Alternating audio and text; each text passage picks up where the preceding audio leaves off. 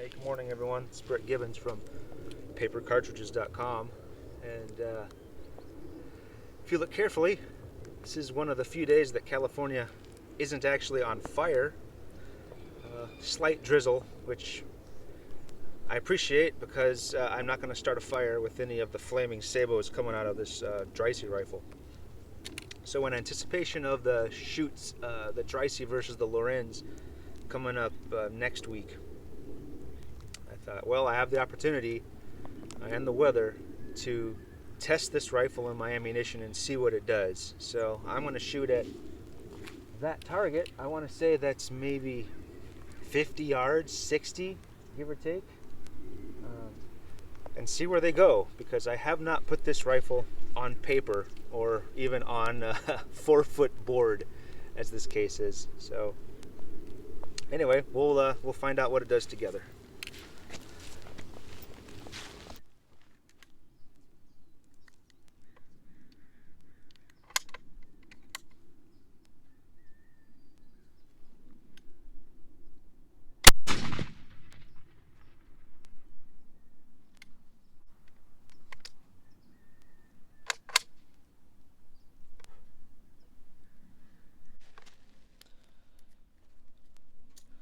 That one went off very well.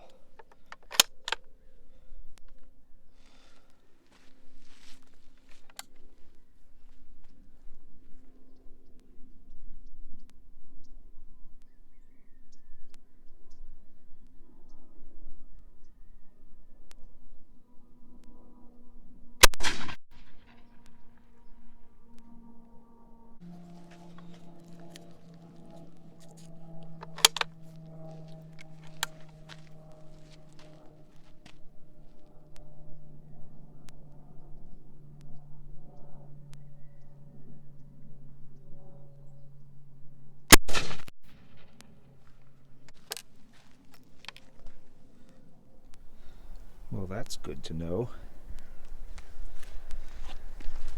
Point of aim was dead center of that enormous black ring, and at about 50 yards they pulled massively to the right. So out of 3 rounds, the third must have sailed off past the edge of the target. So that would have been frustrating to find out on the day of the competition, that my rifle's 3 feet off at 100 yards. So let's try to make some adjustments and try it again. High-tech adjustments. Let's see where she shoots now.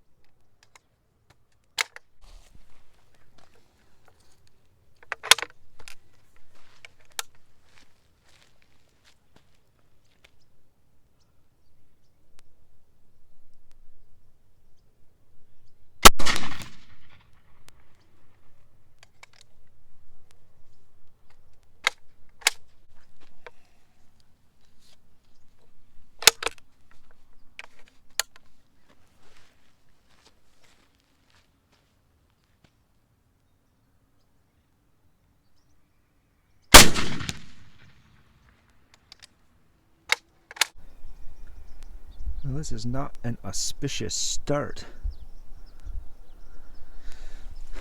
So these are my first 2. Then I moved the sights, what felt like half a mile, and then these were the next 2, about a 15-inch vertical string, and I have no idea what happened to the third. Oh, no, that's not it. Yeah, it went sailing off into the sky somewhere. Well,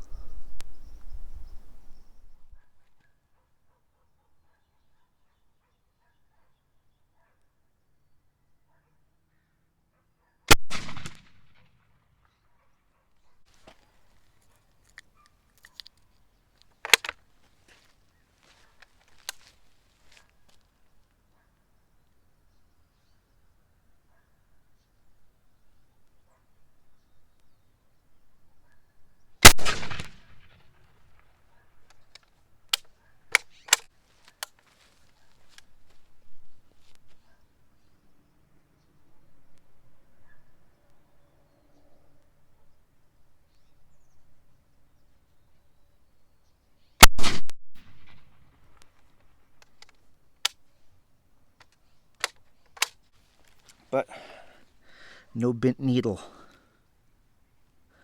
9 rounds, 100% ignition. So at least that part we got figured out.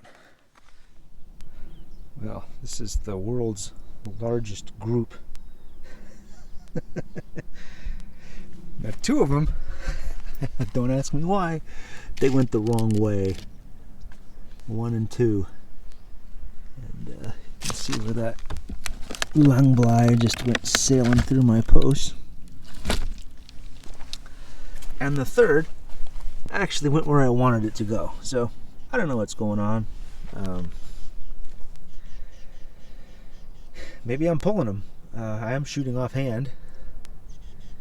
So anyway, I'll take a couple more just to see. I'll use the truck as a rest. See if I can't get them on the black. But otherwise, hey, at least except for this one guy up here, my elevation is good. You know, they're all on the vertically, except for that one flyer, which, you know, I might have pulled it. You know, within 6 inches of each other, but no idea why they're going in the other direction, and only one of them is where I'm aiming. So,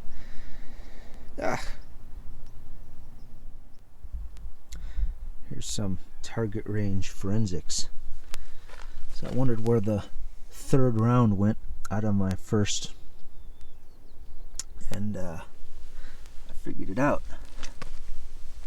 That is lead, more lead, even more lead, and then I found this guy hanging out behind that rotted wood. That is a Langblei bullet, or what's left of it.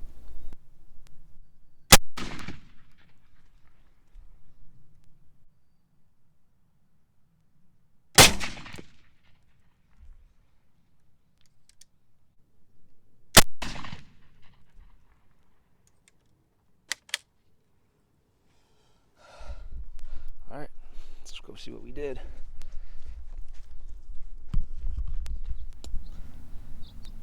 So I fired 12 rounds at this thing. 9 holes in the board, and this is a 4-foot square board at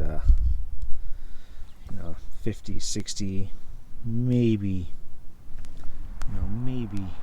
75 yards.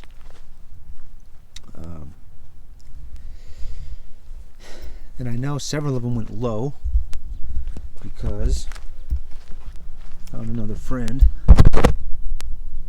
hanging out down there. So at least 2 of them went low. So there's only one that I have no idea where it went. If I was to bet, it also went low. So at 70 yards, even after moving the sights quite a bit, like almost a quarter of an inch, I moved the rear sight over, and I couldn't tell you whether it helped or not. It kind of looks like you can't call that the group moving. Oh, you know what? Here, that is our 12th bullet. That also hit low. You can see that scrape mark it did. I bet you if I look in there, I'll find another Langblei bullet. So, takeaways from this: number 1, the ammunition works. So every time I pulled the trigger, there was a bang, and the bang happened, quickly, not with any kind of hesitation. So everything fired, and I did not bend my needle. So that is big success. Group, well, it's not great, but consider these are round holes. They aren't keyholing. These aren't Langblei profile shape holes in my target. So the bullet is leaving the barrel, spinning, and going pointed in the right way. It's not tumbling head over tail. and I have accounted for all 12 of my shots. So 3 of them went low, which I don't understand, and then the rest of them made what I guess you can call a group.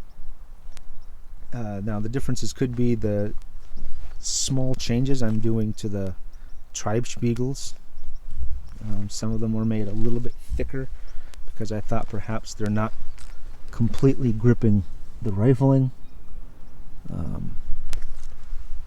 I also changed the way I formed the base of the sabots, so perhaps the ones with the thicker base are sealing better, and it's those are going higher while the other ones are dropping low. I don't know.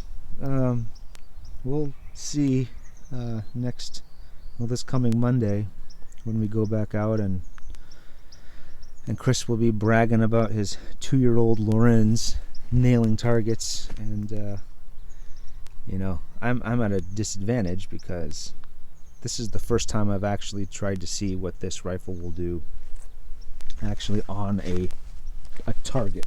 Every other time I've fired this rifle has just to test to see if the darn thing actually would go off.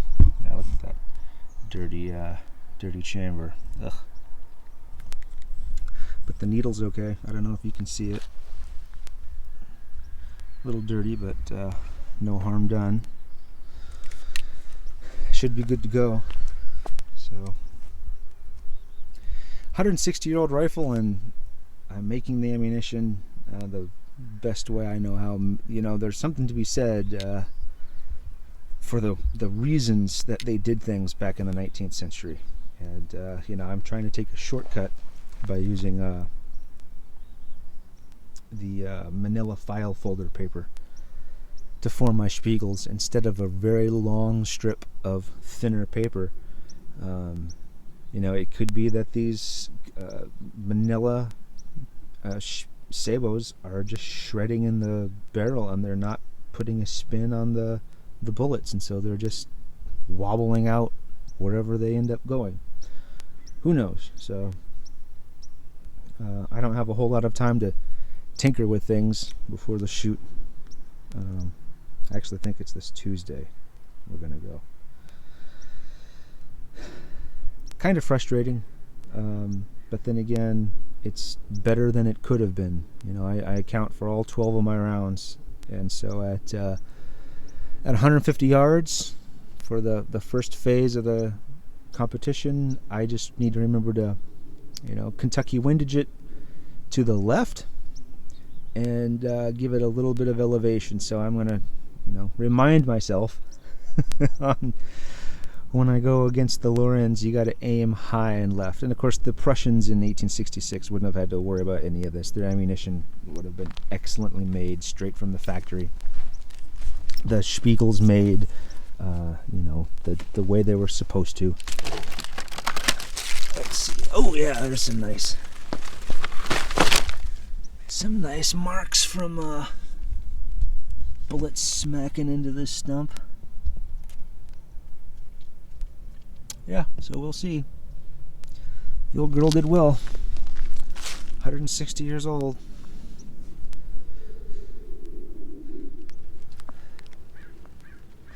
So this is the forensic evidence left over in the form of shredded sabots. And you can draw a lot of conclusions from these sabots, and also from the remnants of the paper patching of any paper patched bullet, like the P53 infield cartridge particularly.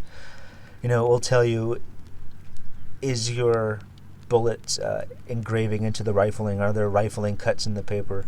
And so what I'm learning from these is that the gas is still blowing around the sides. It seems like the outer layer of the sabot is getting shredded. So they might not be quite thick enough. And the shotgun wadding that I'm using as a base is getting blown just completely to shreds, and that's kind of the point of shotgun wadding. I should have realized that. So I might need to look for something a little thicker and heavier to seal the base, because it does look like whatever is in the base of my sabos is getting driven, is being obliterated and getting driven through, instead of forming a nice seal at the base and pushing the whole thing out. There's a lot of these fragments, right in front of the muzzle. And you can see on the inside of the sabo, that's on the interior. That is gas blowing through the interior. So I need to find a better way to seal the base, and I need to probably make them a little bit thicker. Otherwise, this is interesting. This is the tied and lubricated nose portion of the cartridge. So the front of the bullet would have been tucked right up in there. That was I'm surprised I found that. And here are some of the bases.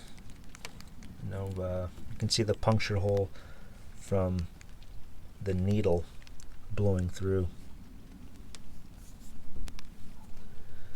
So these would have sealed my my priming charge and little booster charge I had in there. So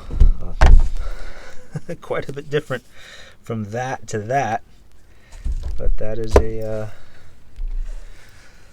it's still a self-contained cartridge. So next week it's going to depend a lot on rate of fire, as we knew it would, and it's not because the rifle isn't capable of better accuracy. It's just simply because I haven't figured out quite how to reproduce the ammunition, whereas Chris has had over a year.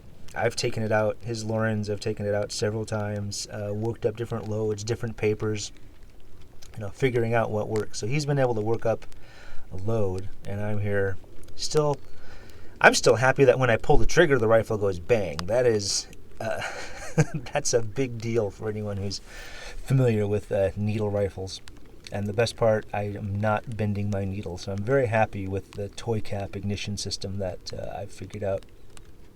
But still a lot more work to be done. It won't be done by the shoot coming up next week, but at least now I know approximately where to hold my point of aim, and I know what to expect from the rounds I'm going to be firing. So hey, who knows, maybe it'll hold its own out to 150 250. I don't think so. And that 475, yeah, no, call for artillery support. But hey, it's all fun, and this is the joy of shooting these venerable old antique war horses. That I'm sure this isn't the first light mist to fall on this 160-year-old M60 Fusilier Gewehr, and hopefully it won't be the last either. So I'm going to get this old rifle out of the rain. It's driving me crazy watching it rust in front of me. So I'm going to get some oil on her and get her out of the rain. Thanks for watching. And there's a lot more information on the Dreyse rifle and the ammunition for it on our website at papercartridges.com. Thanks.